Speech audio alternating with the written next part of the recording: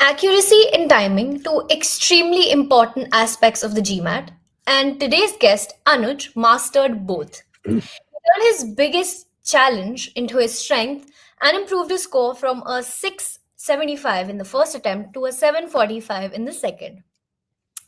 Stay tuned as we discuss how Anuj mastered this, mastered the accuracy and the timing, which was the biggest challenge for him. And yeah, welcome to GMAT Success Talks, everyone. Hi, Anuj, how are you? Thank you, Sejal. I'm doing well. I'm doing perfectly fine. How about you? All well. Could you please introduce yourself to the audience quickly? Sure. Hi, folks. My name is Anuj Chopra. I am currently a consultant at EY Pathna. I graduated from IT Delhi in 2020, so an engineer by background. Uh, I started preparing for GMAT in February and succeeded in on my October attempt, which was my second attempt. I got a 745 score, so quite happy about that. Yeah. Awesome. Okay, so let's dive right into your preparation timeline as you were already discussing it right now. Sure. Okay, so you started, I mean, actually, you started with the mock, right, from the beginning in January, right? And that was your first mock, and Correct. you scored sort of 645 in your first attempt. What did you think? Like, what was your thought behind giving straight up a mock to start So with? yeah, my the thought process behind giving a mock right out of without any preparation was essentially twofold. One was wonder if I can give the exam directly and have a fluke of sorts and maybe not prep at all. And the second was if I don't succeed with that, where am I lacking? So I'd Mm-hmm. say just to understand, I was fairly confident in my quant, Mm-hmm. have been across throughout my journey, but wanted a reality check on verbal and DI. And also, I was not like verbal, I still say that I was aware of what exactly I've given. Uh, Again, without prep, I had given CAT a couple of times, so I know what kind of questions. Mm-hmm. 4 5 years back, I know what kind of questions are there in verbal. Okay. But DI was a completely new ballgame. So anyway, it was essentially to understand where I stand. Mm-hmm. Yeah, and Yeah, what you just said sort of reflects in your marks as well, where your con score is like always between 80, 85 above is your constant score in quants throughout all your mocks, and even verbal is performing nicely, but the DI was a bit tricky situation for you, right? So yeah, then after the first mock, you sort of took the target test prep course, right? correct, Then you gave another mock, and then your first attempt, then another mock, like three, four mocks after that, and then the second attempt. So, correct. walk us through what happened after the first attempt, for after the first mock, actually, and then what led to you deciding that okay, I want to take this target test prep course, and then whatever led to the next steps. What was your mindset behind it? Sure. So after the first mock, you can. So I bought TTP in somewhere around end of February. So Mm-hmm. between January, between the time I took my first mock and till the time I bought PTP subscription, I actually tried to do a DIY sort of preparation because I saw a weekly 6 week planner or something like that on GMAT Club as well. It's one of the top recommended posts when you open GMAT's for club's forum.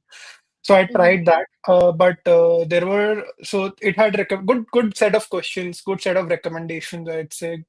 But essentially, you were trying to navigate through multiple sources. So there was LSAT courses, LSAT Mhm. sample papers or past year papers for verbal. There was a link for quant. There was the official, there were questions for DI as well.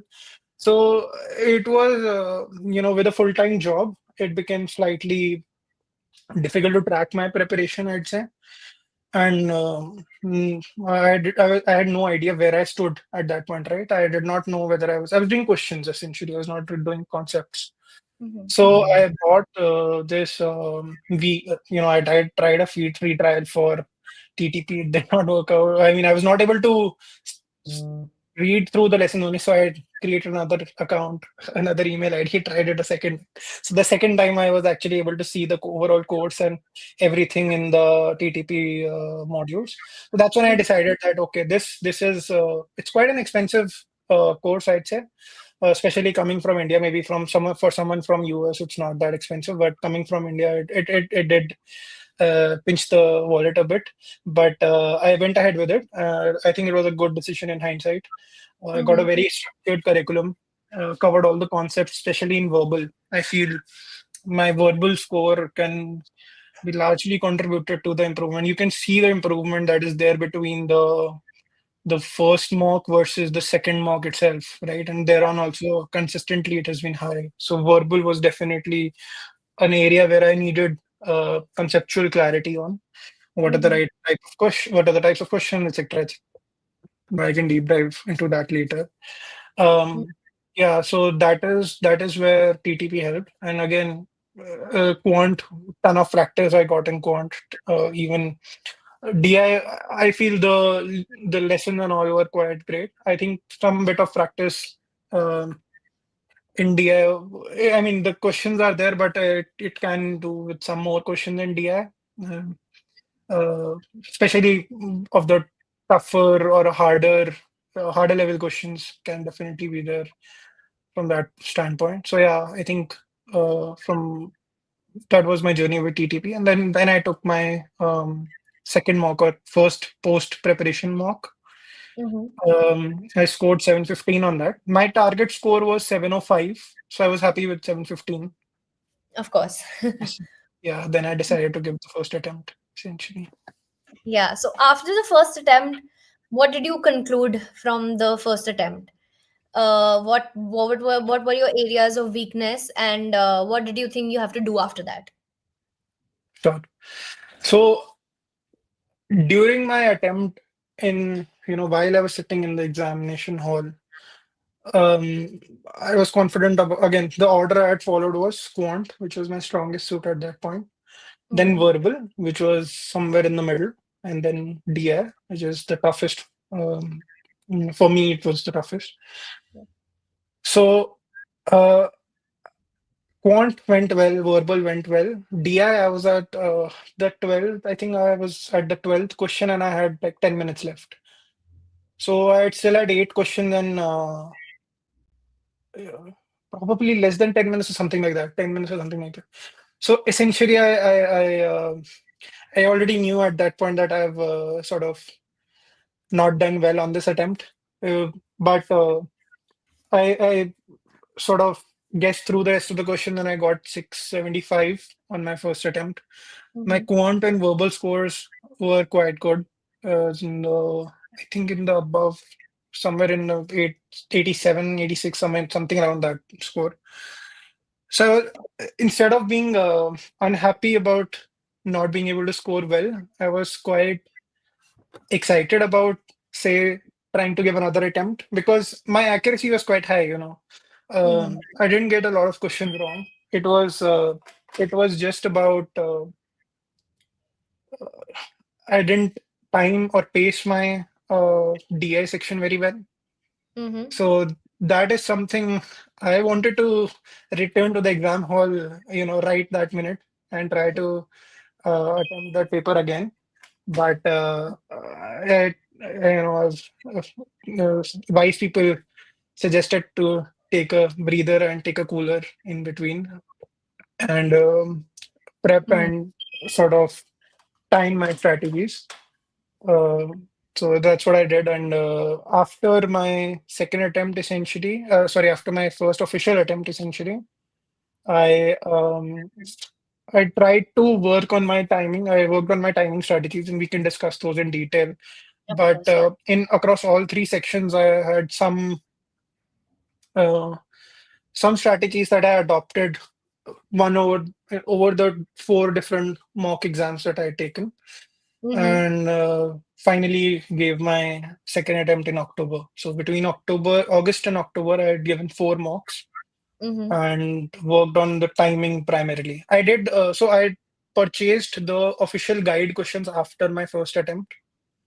Okay. Um, so that was essentially not to improve my accuracy or speed or anything. I think that was there already, but it was to test my timing strategies per se, um, and do more difficult level questions, I'd say. Mm-hmm.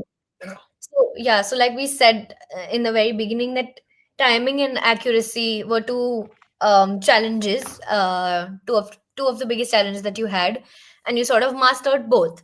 So Yeah. let's dive into how exactly you mastered accuracy as well as timing. So initially, I think what was happening was that in untimed situations you were performing accurately, or 90% you were getting the questions right. But the minute you put yourself in a Correct. time, the accuracy was going down for you, right? So how Mm. did you master that in each section? So I think let's dive into quants first, which was your strong suit from the very Sure. beginning. Sure. What was happening in quants, like um why did you think even after it being a strong suit the accuracy was getting hampered because of the timing? So I'd say so that I'd break down timing into two different aspects, right? So timing can be looked into from an average timing standpoint. So if you give me 100 questions, what is my average timing, right? Across all those 100 questions. So that was not where I was struggling on. My average average time across. So I had checked in the morning only while preparing for this call. Um, my average attempt timing was 1.5 minutes. So I know my average time is not bad. I mean, Mm-hmm. if it is an easy question, I'd be able to do it quickly. If it was Mm-hmm. a difficult question, it will take time. But what the problem was in a situation where I'm having 23 questions, right? There are 45 minutes. Now, even if there is one difficult, two difficult, three difficult questions out of that 23, I can't spend 5 minutes on one question, right? 6 minutes on one question, 7 minutes on one question. On the first attempt, right? I might come back to it later and I'd spend 7 minutes if I have in that section. But on my first go, I can't spend that much time. And that happens. And if you have a high accuracy, like if any candidate has a high accuracy, there is a chance that they'll get a few very tough questions, right? So it's important to go past those questions. And first of all, identify what those questions are uh, in a decent enough time frame and move past them at that point in time so that you're able to at least attempt the remaining set of questions, right? Then you can think of returning back to that section to that particular question and reattempt it, right? So I'll Mm-hmm. give you a very so in quant what I adopted was if I see any question which I don't see a clear pathway to, like clear pathway to the solution, I used to in a timely manner. I mean, so for example, in my actual October attempt, there was one question I got wrong in quant, and I know what it was. It was a four variable question. Now I Mm-hmm. know if given time, I can do it, right? Yeah. I tried to find some ways where variables cancel each other out, but I was not able to get to it. So I decided to move on from that question and move to the rest of the questions. Now, if I had stuck to that question and tried to solve it, I would have, I know I would have solved it, but it would have hampered my time for the rest of the question. So that's why I moved on. Mm-hmm. One more story from Quant itself. So in one of my mocks between my attempt first and second attempt, I similarly faced one very difficult question in probability, I believe, right? Mm-hmm. So I skipped past it and attempted my other questions, I was done in 35 minutes. So I spent, I think, 7 or 8 minutes in the end. On that one question, I got it right after 7 or 8 minutes. So even if if you see my graph in that particular mock, it's 2 minute, 1 minute, 1 minute, 1 minute, 30 seconds, and then it's 8 minutes and then back. In my review time, it says spend 7 minutes on reviewing one question. Gone Mm-hmm. from incorrect, gone from correct to correct only because whatever I guessed was it turned out to be right. But essentially, the plan was to get through the questions you don't miss out on questions you can get right. Right. So that was my strategy for Quant. Mm-hmm. Uh, Now, of course, for someone to be able to adopt the strategy, it can't be that there are seven such questions. There are only three questions you can reattempt, right? Mm-hmm. So that was my strategy for Quant. Yeah. And were there like any conceptual gaps? Did you think that there were any conceptual gaps? And was that also a reason why maybe you would skip a few questions? Uh, if I'm being honest, I don't think so. There were any conceptual gaps. I might not know all the methods. So in any quant question, not any, but in some of the harder quant questions, there are more than one ways to solve it. So I might not have the quickest way to solve it. That might be the reason I went beyond, skipped that question and turned back to it later. But conceptually, I think I was pretty strong in quant. Well, so I come from an engineering background. So my I've been doing quant my entire life. I've been living in consulting for the past 5 years. So my quant is pretty strong, I'd say. That was not a challenge. Conceptually, of course, there were lesson and question types, I'd say, that I had revised, but beyond that, not much. All right. Perfect. Okay. Yeah. Next, let's move to the next section, which was the verbal section, which was also sort of your strong suit, not as strong as the quants, but also still Sure. strong. So, what was your Sure. strategy in the verbal? Was the timing an issue still, like inherent in the verbal as well, or was it just quants and data insights? Hmm. So verbal was slightly different, I'd say. So there are few more questions in verbal. So 23 questions in verbal, right? So you get slightly less than 2 minutes per question. So for me, timing was only a problem for that last question in verbal, right? So it was not like I was struggling a lot with timing. Mm-hmm. Um, I did adopt so basically, I think when it comes to timing, uh, it's the reading comprehensions that most of the people get stuck on, spend a lot of time on. So in my mind and my between my f- again my between my second and my third sorry my between my first and my second attempt, there was one small tweak that I had made, nothing major of sorts. My overall reading speed, comprehension speed, and attempt, going through all the options and making an attempt speed was again quite good. It was getting through that one difficult passage that you get in one of the RCs, right? That was the challenge essentially. I think that is where you face a very uninteresting topic to you. It can be anything for anyone, right? A lot of people don't like the scientific passages. I don't like history or archaeology based Mm-hmm. passages. So Got it. in some of them, there is, if there are four paragraphs or three paragraphs, one paragraph it used to take a lot of effort to comprehend, right? I used to understand it, but it took a lot of effort from me and it took a lot of time. Mm-hmm. So the strategy I adopted was pretty simple. Read it once, don't look at it again, right? Read it Okay. once, try to get whatever you can get from it. If you Mm-hmm. don't get it, don't try to read it 4 times. Move past it. Even if I don't, I don't want to say that this strategy will work for everyone. But even if you don't get the central meaning of that passage, try to move on, right? Fight against some of the advice that is there in TTP, on YouTube, on all the courses, everything. That trying to get the central message is important. Yes, it is very important. If you can get it, go ahead.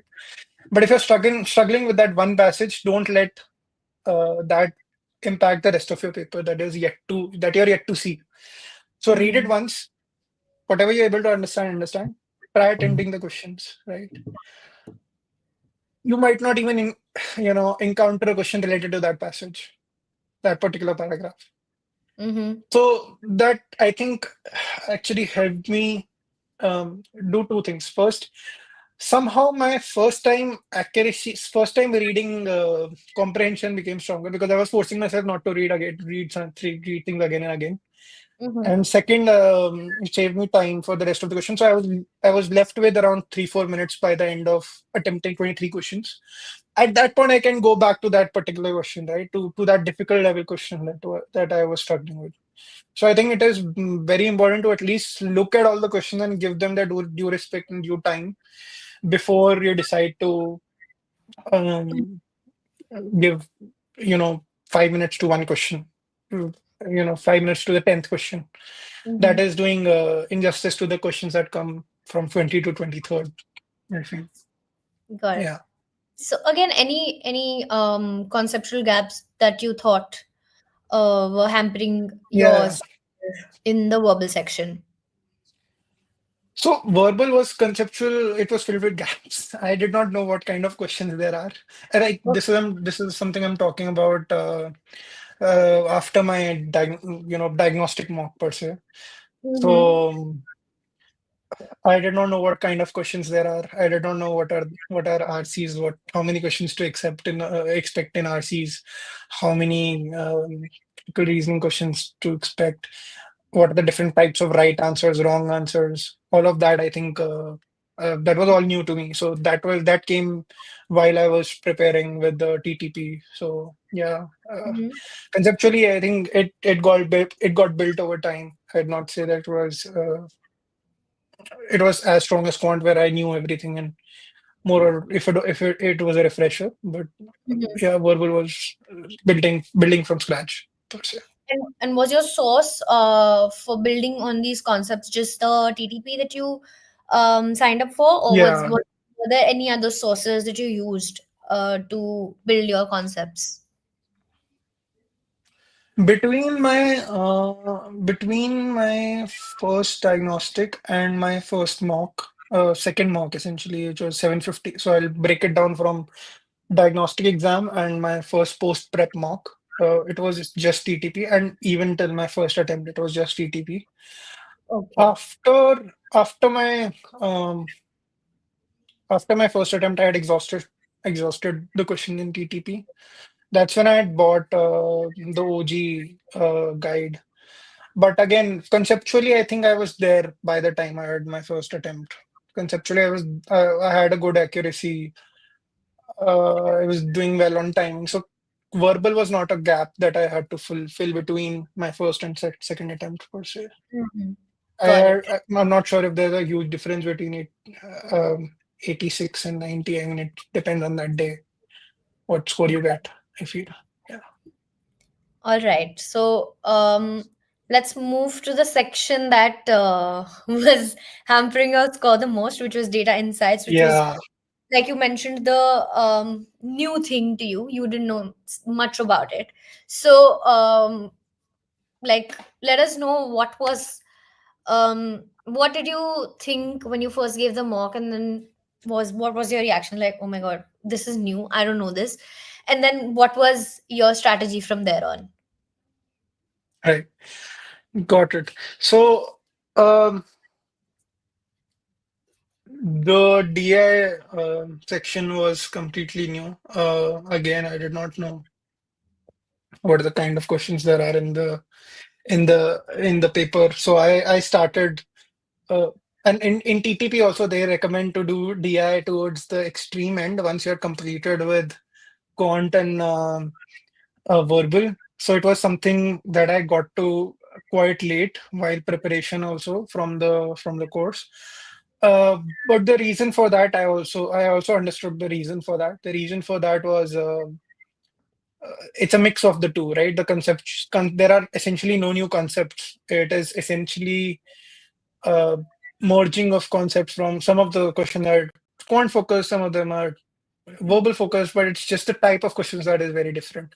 Mm-hmm. So I'd say from that perspective, I did not, and I probably underestimated the importance of realizing how that these questions are to be tackled slightly differently, even though they are conceptually the same. So before my first attempt, I don't think I might have in hindsight I definitely underestimated the importance that the question types carry in DI, right? Mm-hmm. So after my first GMAT official attempt, I wanted to sort of understand the differences between uh, how to attempt or how to go about attempting DI questions in a timely manner. Now, here again, my accuracy, if given an untimed question, was I think 90% plus, right? So Mm-hmm. if given an unlimited time, I was able to solve them because again, concepts are DI and quant, which is Mm-hmm. sorry, Mm-hmm. concept was verbal and quant, so Got it. which was wrong. But the timing was essential here. So I think I had seen one video on GMAT Club's channel by Karishma on the on timing strategies for DI, I believe. I had seen few videos by GMAT Ninja also on YouTube on how to go about attempting these questions, in DI. So one of the strategies there was, this is where I lost a lot of time in my first attempt was like if I looked at the timing chart from my first attempt, I spent I think 20 minutes on 4 or 5 questions, right? So that is that is the amount of time I'd wasted on some set of questions, which I ended up getting wrong anyway. 2 out of 3 I got them wrong anyway. So the multi-source reasoning questions was the key challenge for me, I'd say. So there are 2 or 3 such types of questions. Sorry, 1 or 2 MSR questions, and each of them have 3 or 4 questions, I believe. Mm-hmm. And I used to spend a lot of time there. So that's where that video, I still remember that message. Don't solve those questions like RCs. Look at the question, look at what they're asking, and try to investigate, be an investigator, sort of, try to find clues and um, data points that you actually need. While they were, I think that video mentioned MSR only, but I applied it across. Like I applied it across all DI questions. I applied it to uh, the graph questions. So if they were asking about if the graph had it's a line chart, right? If it has 6 lines, instead of going to the graph trying to understand what each line meant, I looked at the question. Okay, the question is only asking me about these 2 things. I don't need to like care about rest of the 4 lines, right? So that's the approach that I took. That instead of, and this is where I was hardwired to look at the information first and then look at the question, because that is how I'd recommend anyone to do RCs also, or verbal or even quant, right? Look Mm-hmm. at the information that is there and then try to attempt the question. DI was completely opposite. So that's I think that was something that I improved on. And again, here there was one other question type which was not something that I was weak at, but it was something that would generally take a lot of time for anyone, which is that the condition questions. I'm not sure what's the proper name for that, but I'll give you an example. If there are 10 people in a group and there are, have to sit across a table on 2 sides, 5 seats on each side. If this Mm-hmm. person needs to sit across XYZ person, right? Those type of questions used to take a lot of time. So I decided, okay, if I see a very quick solution pathway to it, I'll solve this, but otherwise I'll solve it Mm-hmm. later. I'll just skip through and solve it later. Uh, so this was one question type that I decided I'll not spend a lot of time on. Got it. Um, yeah, that was my strategy in DI. So skipping was helpful in both quants and Yeah, DIs. Understanding which questions to skip was essential to kind of improve timing. and Yeah. that will obviously also improve your accuracy for the questions that you actually are attempting. Yeah, the larger goal there is to not miss out on questions that you can attempt and can get right. Got Whether it it. is DI, quant, or verbal, it doesn't matter. The Mhm. idea is identify your weaknesses and identify questions you are not able to get in a very timely manner. Skip through those because you still you can return to as many questions. You can change three, right? But if you have a very good accuracy, if you have built those concepts, you will not face more than three questions that you would want to change anyway, or three, four questions that you would find difficult across the exam. So Mhm. that's I think what helped. Got Yeah. it. And okay, so let's sort of discuss your mocks. We've talked at length about how you increased your timing and everything, but after every mock, how would you sort of sit down and analyze your performance? Because I think analyzing your mocks and actually seeing what was where were you going right and where were you going wrong is as essential as knowing the concepts of questions. So how would you sort of analyze your mocks? Uh, I might disappoint you with this answer. I might disappoint some of the other folks who might see this video. But I did not analyze the mocks a lot. I'll tell you why. I treated those as questions that I used to simply, in the official guide or in the in TTP as well. I treated those as um, as any other questions. What I was trying to understand what was the type of questions where I was spending a lot of time and where I was getting things wrong. Now, this was primarily related to my first diagnostic mock and my second mock essentially. So if I break down all six mocks, my first mock was 645, second was 715. The remaining four mocks were essentially just testing out those timing strategies, right?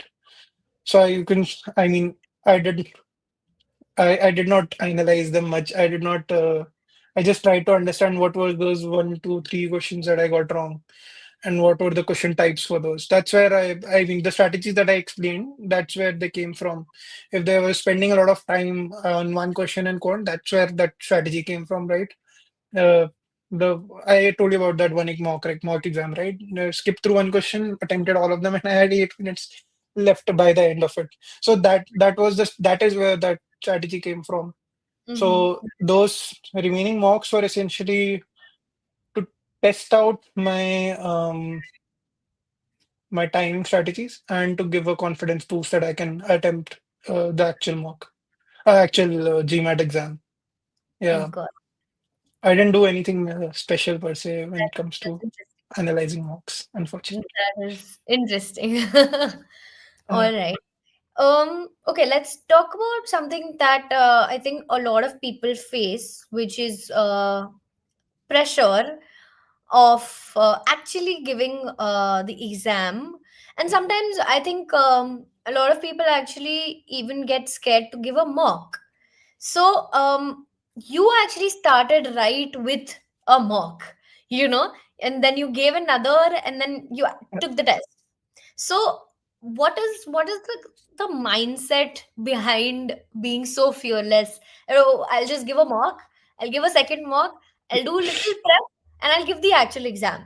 I think a lot of people that are watching right now might want you to help them with the mindset to kind of just go for it and not fear sitting for even a mock, because sometimes I think even I'm sort of like let me first brush up my skills more and then give a mock, but you started with a mock. So just please share your mindset.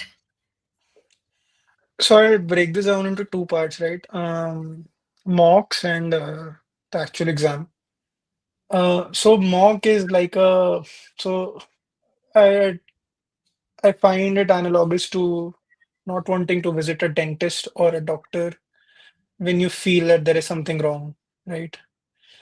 Um, So both my parents are doctors. They're so I have not been able to run away from that, unfortunately.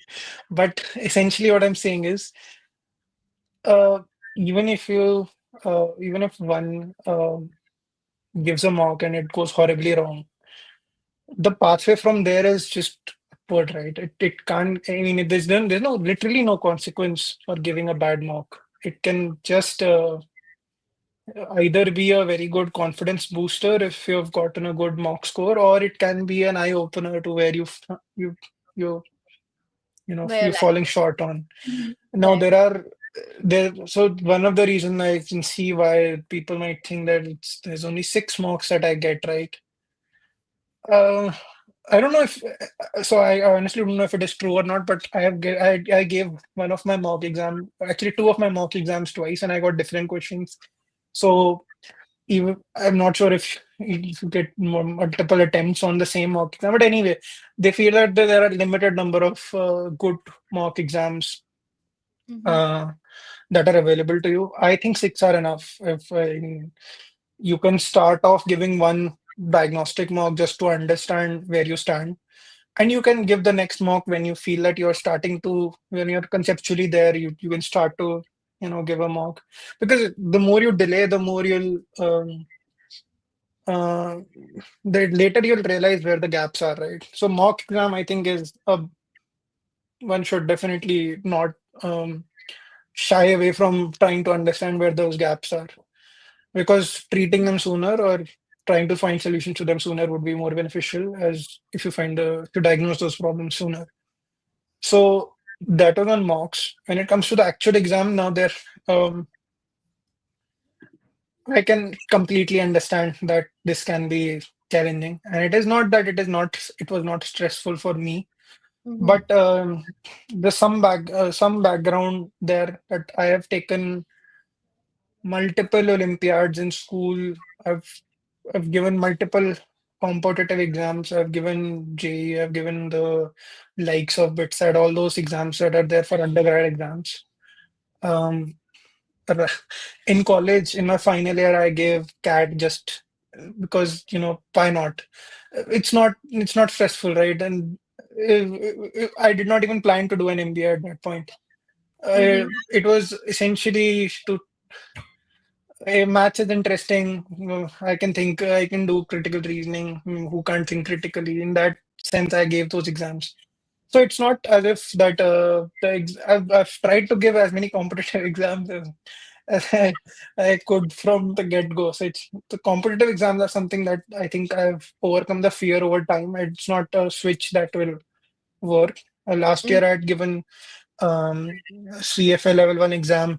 So um, that I was probably more nervous there because the fees was much higher. But even then, I was like GMAT and some of the exams that are that are by the US, Mm-hmm. US organized essentially. I feel there is no stress because you can give them, five times in a year. So if I fail my first attempt, so what? I mean, I can Yeah. give it again. Mm-hmm. It's not, yeah, it will cost me money, but okay, it's okay. I can bear that if I'm willing to spend on an MBA, which is from the US. Mm-hmm. I think if you'd be willing to, you'd be not so nervous about spending that much amount. I don't think you should be. But apart from that, it's very important to be stress free before the exam or right before the exam days. So I would recommend. So for example, I had taken my second attempt on Monday. I had taken a leave on Monday. I had relaxed completely on Saturday and Sunday.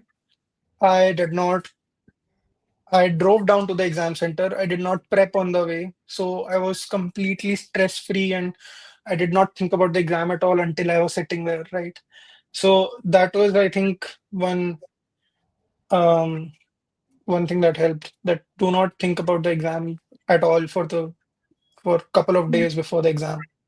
That is when you're most relaxed. And take mocks and if you get a so I'll tell you very honestly, right? If anyone gets mock scores above 755, they'll be full of confidence.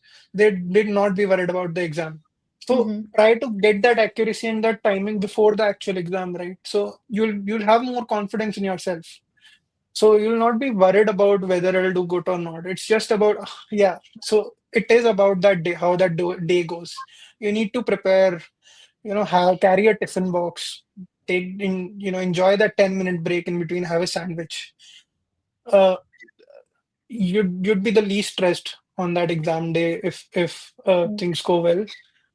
One more thing, the order in which you take the sections is very important, right? Um, I'm sure you would have had a question for me on that, but I'll touch upon it on this particular piece as well, itself. Mm-hmm. So, in my first attempt, I had done quant, which was my strongest. Second was verbal, which was my somewhere in the middle, and Mm-hmm. DI in the end, because it's the toughest for me per se. So, there is a reason I did not do toughest toughest neutral and simple because it might come naturally that you need the maximum focus. So you do the toughest first, right? That's one thing that I had tried to do in my JE days. It it went horribly. So the downside with that is if that one paper doesn't go well, your confidence level will be down the drains for the remaining two where you could have done better. So do Mm-hmm. not do that. In my mind, I was very clear, do not do the toughest one first. Now it was about um, the other two. And between in my first attempt, I realized that by the time I reached DI, my mind was not reset. It was still tired from verbal. So the strategy I adopted there was I tried to do verbal first, then quant, and then DI. Now what that did was, if you're doing your strongest exam in the middle, Mm-hmm. you get a mental break of sorts. Most of the questions, it'll say verbal is your strong suit, right? You can do most of the questions just by reading the passage and looking at the options. You don't have to apply your brain a lot. You don't have, Mm-hmm. unless it's a very difficult question. So that was for me, that was quant. If I read a question that is a simple arithmetic question, Mm-hmm.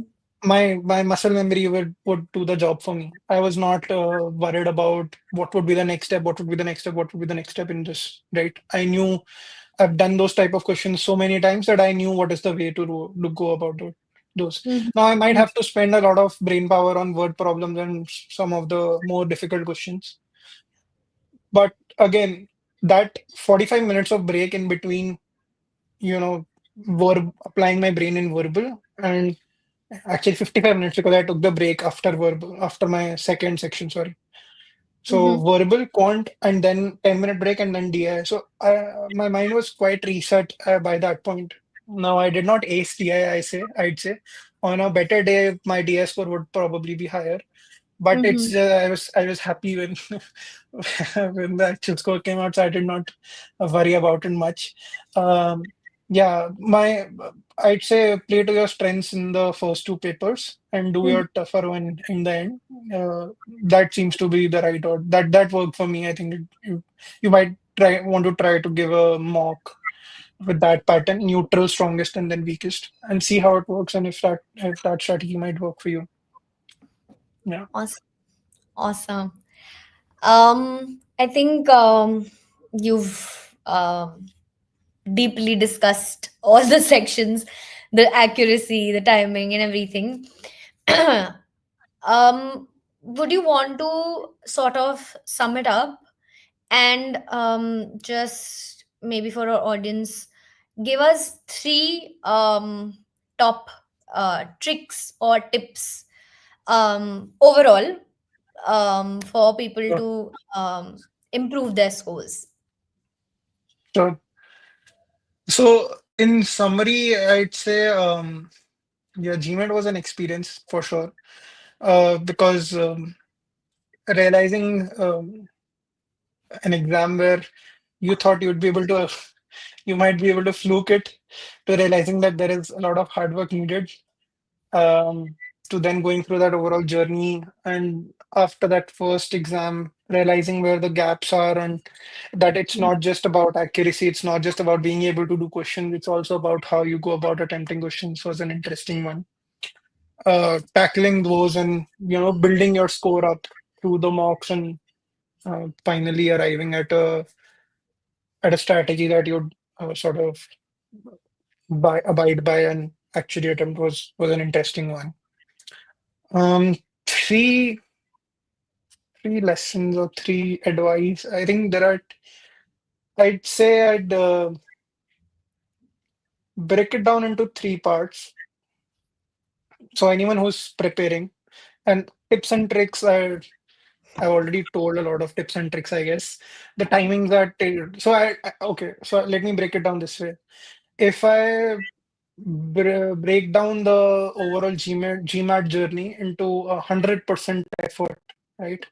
I'd say 80 to 90% of the effort is building up that accuracy. It's Mhm. getting knowing those concepts, getting the every question. So there are two aspects, right? Timing in the paper and timing to each question, average time per se. So average accuracy and average time is 80 to 90% of the efforts, I'd say. So focus on that. Do not spend time on forums or watching YouTube videos like this if you don't have that accuracy right. So get those questions, get those practice in, get those 500, 600,000 questions on official guide, on TTP, on eGMAT, on GMAT Club. There are so many questions. There is an abundance of questions out there. Get those questions, get that accuracy right first. Remaining 20% is test taking strategy. That is where you need those. And I'd say look at the universe. There are n number of strategies. Some might work for you, some might go against you. Realize and try attempt those strategies in the mock exams, and yeah, see what works for you. See what works for you, Mhm. and follow them to the core in the actual paper, because it's very easy to very natural. So, for example, if someone like me who loves riddles, seeing a DI oriented question with two people on two sides is very tempting to try to solve, but I know for a fact that it takes time. So stick to your strategies. It's not about getting. So I think one mindset shift that is required is you don't have to get every question right. You don't have to attempt all the questions correctly, exactly. You Mhm. can skip, say, one or two questions, I'd say, even if you don't attempt. But those questions should be ones that you are anyway less likely to get right. Those should Mhm. not be the 23rd and 22nd and 23rd question in verbal because you didn't get the time to attempt them. So I'd say that is what is important per se. Yeah. Any area that anything in specific, I'm happy to answer. But yeah, that I don't think there's a very trick sort of a way to go about getting that 90-95% accuracy across questions. Yeah, it's just hard work. Yeah. Awesome. Awesome, Anuj. Thank you so much for being here with us and for sharing your transformational journey with everyone. I think it was inspirational, and anyone who is sort of struggling to get the accuracy and the timing right, I think they would have gotten a lot of advice from this video. So, thank you so much, and thank you for everyone who has joined us today in this live and who is here watching. We would keep bringing you such transformational and inspiring journeys. And yeah, thank you everyone. Thank you so much, Anuj, again for sharing your journey with us. Thank you, Sujal, for being a nice host. Thank you so much. Most Have a welcome. lovely rest of the day. You too. Bye, everyone. Thank you for being here. Thank you for joining.